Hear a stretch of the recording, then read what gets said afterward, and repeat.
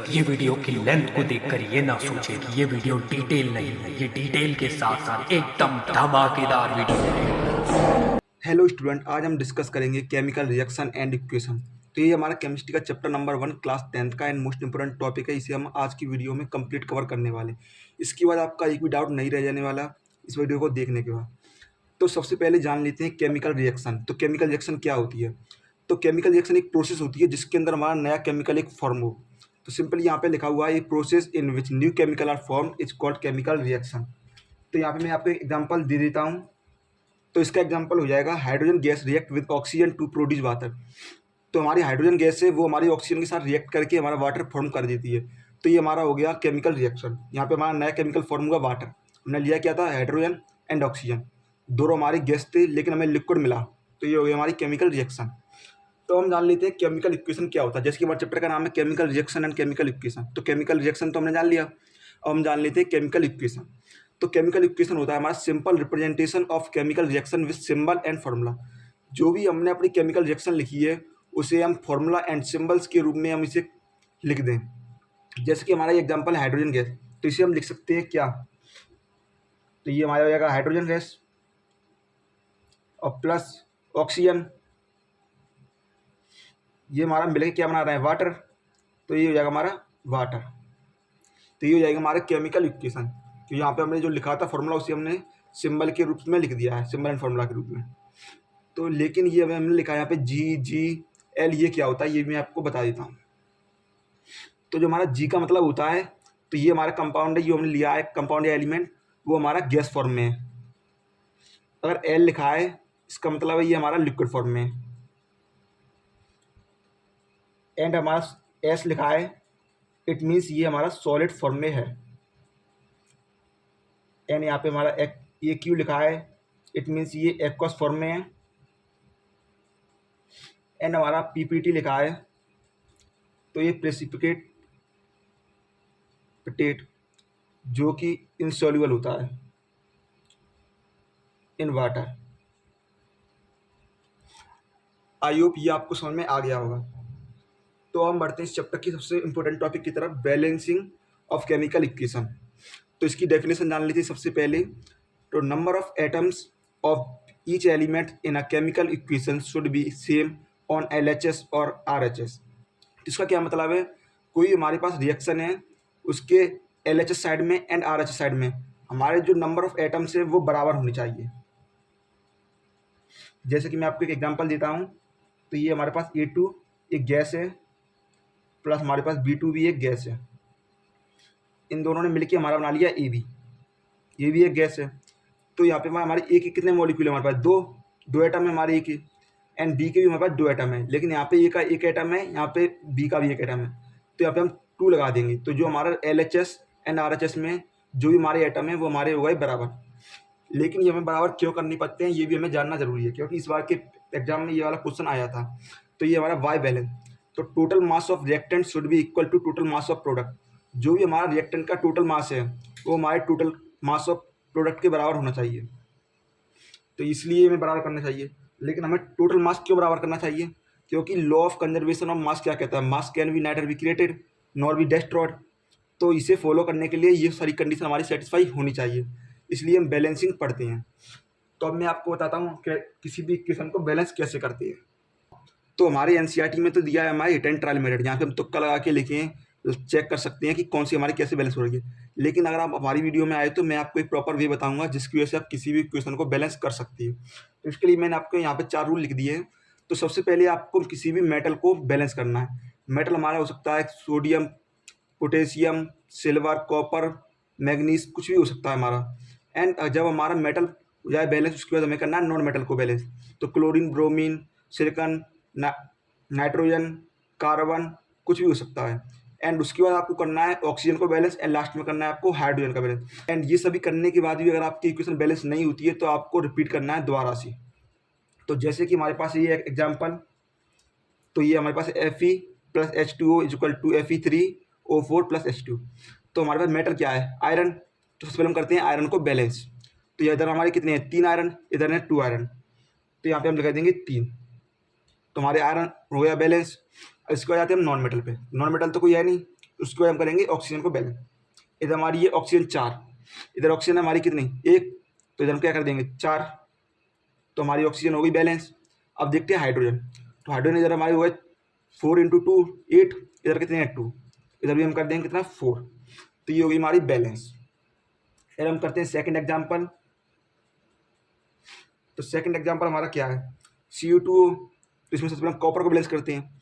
Copper हमारा कितना है 2 इधर है 2 इधर है 4, तो हमने लिख दिया 4। हम करते हैं सल्फर, सल्फर को बैलेंस करेंगे। सल्फर हमारी कितनी है इधर 1 इधर भी 1, तो ये ऑलरेडी बैलेंस है। इसके बाद करेंगे हम ऑक्सीजन को बैलेंस, तो ऑक्सीजन हमारा इधर 2 है लेकिन इधर 1 है, तो हम कर देंगे इधर ऑक्सीजन 2। लेकिन जैसे ही हमने इधर ऑक्सीजन 2 कर दिए तो हमारे कॉपर अनबैलेंस हो गया। कॉपर हमारा कितना हो गया 4 इधर 2 इधर 6, तो यहाँ पे क्या लिखा है repeat until all atom balance. अगर हमारा इस सारा कुछ करने के बाद भी हमारा एटम बैलेंस नहीं हो रहा है तो हमें पहली स्टेप से दोबारा रिपीट करना है। तो हम फिर से अपने मेटल को बैलेंस करेंगे। तो इधर कितना हो गया 4 2 6, तो इधर हम कर देंगे 6, तो ये हो गया हमारा बैलेंस। एंड एक और एग्जाम्पल इसे भी कर लेते हैं। तो हमारे पास है Al2O3, सबसे पहले हम एल्यूमिनियम को बैलेंस करेंगे। तो इधर 2 एल्यूमिनियम है तो इधर 2 एल्यूमिनियम हो जाएगा, ये मैंने पहले ही लिख दिया है, तो 2 एल्यूमिनियम हो गया। हम करेंगे क्लोरीन को बैलेंस, तो इधर हमारे पास कितने क्लोरीन है 3 2 6, इधर कितना 1, तो हम कर देंगे 6 HCl। तो 6 क्लोरीन हमारी इधर साइड हो गई, 6 क्लोरीन हमारी इस साइड में हो गई। एंड इसके बाद करेंगे ऑक्सीजन को बैलेंस, तो 3 ऑक्सीजन हमारा इधर है, इधर 3 कर देंगे, एंड 3 ऑक्सीजन हमारा इधर साइड है। एंड हाइड्रोजन हमारा ऑलरेडी बैलेंस हो गया, 6 हाइड्रोजन हमारा इस साइड में है, 6 हाइड्रोजन इस साइड में। एंड ये लास्ट है BaCl2, इसमें भी सेम करेंगे, Ba हमारा बराबर है, एल्यूमिनियम पे जाएंगे, इधर हमारा 2 एल्यूमिनियम है, इधर 1 एल्यूमिनियम है, तो हम यहाँ पे हम 2 कर देंगे, तो हमारा एल्यूमिनियम बैलेंस हो गया। अब इसके बाद हम करेंगे क्लोरीन को बैलेंस, तो क्लोरीन हमारी इधर 6 हो गई, इधर हमारी क्लोरीन 2 है, तो इधर हम कर देंगे 3, तो 3 हमारी 6 क्लोरीन हो गई, तो हमारा Ba कितना हो गया 3, तो हम Ba कर देंगे 3। हमने ऑक्सीजन को कैलकुलेट कर लेते हैं, ऑक्सीजन हमारा कितना है 4 3 12, इधर कितना 4 3 12 बराबर एल्यूमिनियम बराबर सल्फर हमारा कितना है 3, इधर भी सल्फर हमारा कितना है 3, तो ये होगी हमारी बैलेंस। आई होप आपको बैलेंसिंग समझ में आ चुकी है। एंड अगर आपको कोई भी डाउट है तो आप कमेंट बॉक्स में बता देना। एंड अब हम डिस्कस कर लेते हैं टाइप्स ऑफ केमिकल रिएक्शन। तो सबसे पहला हमारा टाइप है कॉम्बिनेशन रिएक्शन। तो इसकी डेफिनेशन मैं आपको एक बार बता देता हूँ, 2 और more reactant combine to form a single product. ये कोई भी 2 या उससे ज़्यादा रिएक्टेंट मिलकर हमारा एक प्रोडक्ट बनाए तो ये हो जाएगा हमारा कॉम्बिनेशन रिएक्शन। तो इसका मैं आपको एग्जांपल दे देता हूँ। तो जो पहला हमारा एग्जांपल है वो हमारा Mg प्लस ऑक्सीजन मिलके हमारा बना देती है MgO, तो ये हो गया हमारा combination reaction. And second example है हमारा CaO प्लस H2O, ये मिलके हमारा बना देता है CaOH का होल ट्वाइस, तो ये हो गया हमारा combination reaction. And second reaction हमारी डिकम्पोजिशन रिएक्शन। डिकम्पोजिशन रिएक्शन क्या होता है reverse of combination, combination reaction का जस्ट अपोजिट। तो इसमें हमारा 1 रिएक्टेंट ब्रेक इनटू 2 और मोर प्रोडक्ट, जो हमारा एक रिएक्टेंट होगा वो 2 या 2 से ज़्यादा प्रोडक्ट में टूट जाएगा। जैसे कि हमारे पास A है वो हमारा ब्रेक हो जाएगा B प्लस C में। यहाँ पे हमारे 2 रिएक्टेंट थे, एक प्रोडक्ट बना, तो यहाँ पे हमारा एक रिएक्टेंट है, 2 या 2 से ज़्यादा प्रोडक्ट बन सकते हैं। एंड ये होता है हमारे 3 टाइप्स के। तो पहला टाइप है हमारा थर्मल, दूसरा टाइप है हमारा इलेक्ट्रोलाइटिक, तीसरा एग्जाम्पल है फोटोलाइसिस। अब हम एक ही करके तीनों के एग्जाम्पल जान लेते हैं। तो थर्मल डिकम्पोजिशन का एग्जाम्पल है हमारा FeSO4 को जब हम हीट करते हैं तो वो हमारा बनाता है Fe2O3 plus SO2 gas plus SO3। And अब हम जान लेते हैं इलेक्ट्रोलाइटिक का एग्जाम्पल। तो ये हमारा यहाँ पे मैं लिख देता हूँ आपको दूसरे पेन से। तो हमारा यहाँ पे हम ले लेते हैं अपना वाटर को। जब हम वाटर को इलेक्ट्रिक करंट देते हैं तो ये हमारा ब्रेक हो जाता है हाइड्रोजन गैस में एंड ऑक्सीजन गैस में। तो ये हो गया हमारा electrolytic decomposition reaction. And third है हमारा फोटोलाइसिस। तो इसको मैं नीचे लिख देता हूँ। तो हमारा जो AgCl होता है कंपाउंड, जब इसको सनलाइट की प्रेजेंस में, सनलाइट का निशान होता है HBU, तब इसे सनलाइट की प्रेजेंस में रखते हैं तो ये हमारा Ag प्लस Cl2 गैस निकल जाती है इसके बाहर। तो आई होप आपको डिकम्पोजिशन रिएक्शन समझ में आ गई होगी। अब हम इसके बाद बढ़ते हैं आगे अपनी थर्ड टाइप्स ऑफ रिएक्शन की ओर। तो जो हमारी थर्ड रिएक्शन है वो है डिस्प्लेसमेंट रिएक्शन। तो इसकी डेफिनेशन क्या है, मोर reactive element replace a less reactive element from its compound. जो हमारा पावरफुल आदमी होगा वो हमारे दूसरे एलिमेंट से कम पावरफुल आदमी से छीन लेगा। तो मैं आपको एक एग्जांपल देता हूँ, जैसे कि ए हमारा पावरफुल इंफॉर्मेशन है एंड ये हमारे पास कंपाउंड है बी सी। तो हमारा ए क्या करेगा, इस बी से इस वाले ए को अपनी तरफ ले लेगा। तो हमारा कंपाउंड बन जाएगा ए और सी एंड बी हो जाएगा बाहर। तो हमारा ए क्या है, A is more reactive element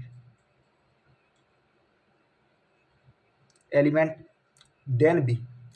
लेकिन हमें कैसे पता चलेगा कौन कितना ज़्यादा पावरफुल है, इसके लिए बनी है ये वाली सीरीज। तो ये जितना ये ऊपर है ये सारे एलिमेंट हमारे मोर रिएक्टिव है एंड नीचे वाले हैं वो हमारे लेस रिएक्टिव है। तो ऊपर वाला हमारा एलिमेंट नीचे वाले एलिमेंट को डिस्प्लेस कर देगा इजीली। एंड इसकी हम एग्जांपल देख लेते हैं। तो जो हमारा Zn है प्लस CuSO4, तो Zn हमारा कहाँ है ऊपर, Cu कहाँ है नीचे, तो ये इसे डिस्प्लेस कर देगा। तो ये हमारा बन जाएगा ZnSO4 प्लस Cu अलग।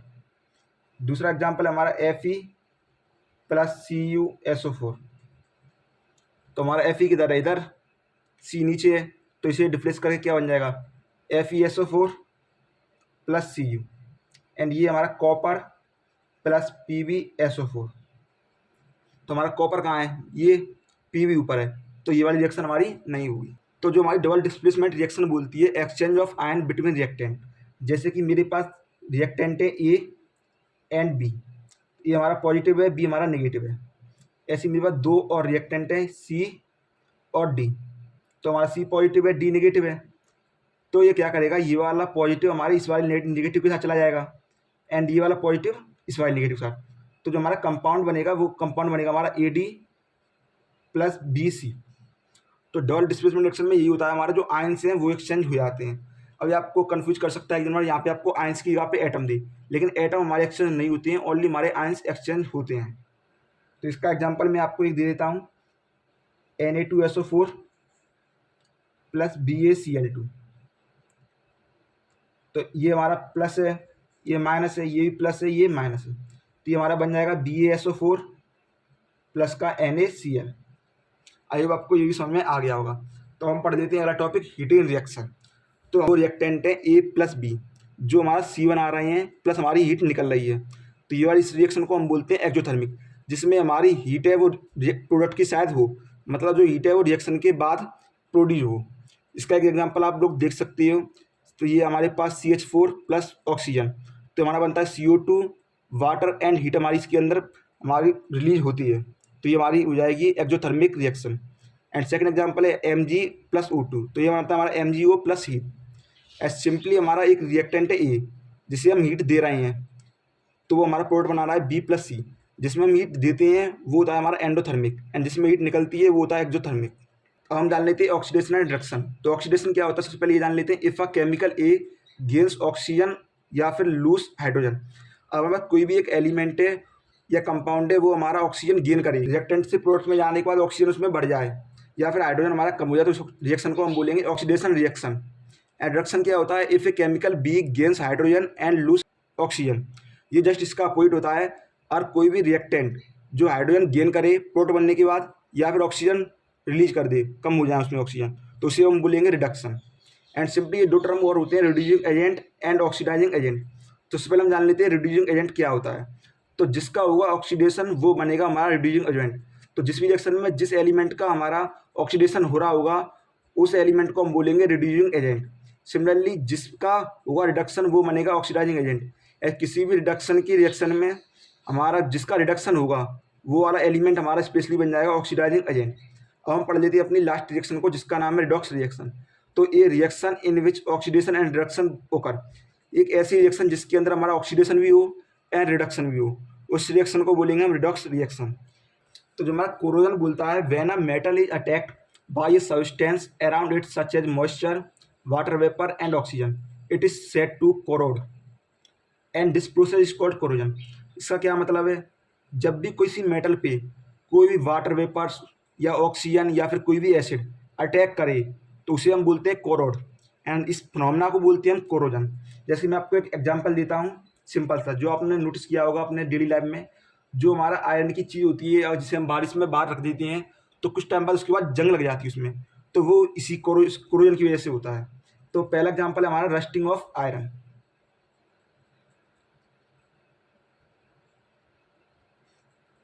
एंड आपने देखा होगा सेकंड एग्जाम्पल है हमारा सिल्वर। तो जब सिल्वर की चीज़ लेके आते हैं स्टार्टिंग में नई नई, तो क्या होता है वो वाइट कलर की होती है, लेकिन कुछ टाइम बाद वो ब्लैक ब्लैक पन सा उसमें आ जाता है। जब हम पानी से ज़्यादा नहाते हैं, गंदे पानी होता है, उसकी वजह से वो ब्लैक पन आ जाता है। तो वो भी एक इसका एग्जाम्पल है हमारा कोरोजन का। तो सेकंड एग्जाम्पल मैं लिख देता हूँ, टर्निशिंग ऑफ सिल्वर।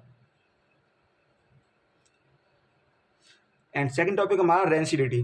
तो रेंसिडिटी क्या होता है इसे भी जान लेते हैं। तो इसकी सबसे पहले डेफिनेशन जान लेते हैं। द टेस्ट और smell of food material containing fat oil change when it is left expose to air for long time. तो ये क्या बोलता है, जब भी हम किसी भी ऑयली मटेरियल को बाहर रख देते हैं ज़्यादा टाइम के लिए, तो क्या होता है उसके अंदर ऑयल होता है जो कि हमारा ऑक्सीजन से रिएक्ट करके उसे खाने को या उस चीज़ को खराब कर देता है। तो इसमें क्या होता है, oxidation of fat oil prevent in food material called rancidity. And इसी फिनोमेना को हम बोलते हैं रेंसिडिटी। तो इससे हम प्रिवेंशन किस वे से कर सकते हैं कि हम रेंसिडिटी से कैसे बचा सकते हैं अपने फूड को। तो सबसे पहला हमारे पास ऑप्शन होता है एंटीऑक्सीडेंट।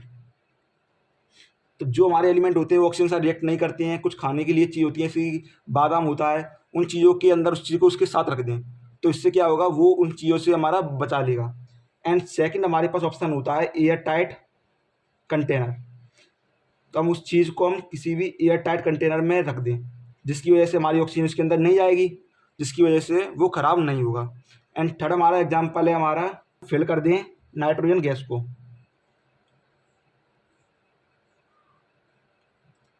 तो नाइट्रोजन गैस फिल हो जाएगी, उसकी वजह से उसके अंदर ऑक्सीजन और नहीं आ पाएगी, जिससे हमारा खाना बचा। जैसे आपने चिप्स देखा होगा उसके अंदर नाइट्रोजन गैस भरी होती है काफ़ी सारी, एंड चिप्स तो काफ़ी कम होती हैं, नाइट्रोजन गैस ज़्यादा होती है। आपको ये वाली वीडियो अच्छी लगी हो तो आप कमेंट बॉक्स में अपना फीडबैक दें एंड वीडियो को कर देना। एंड इसी टाइप के कंटेंट के लिए आप हमारे चैनल को सब्सक्राइब भी कर सकते हो। जय हिंद।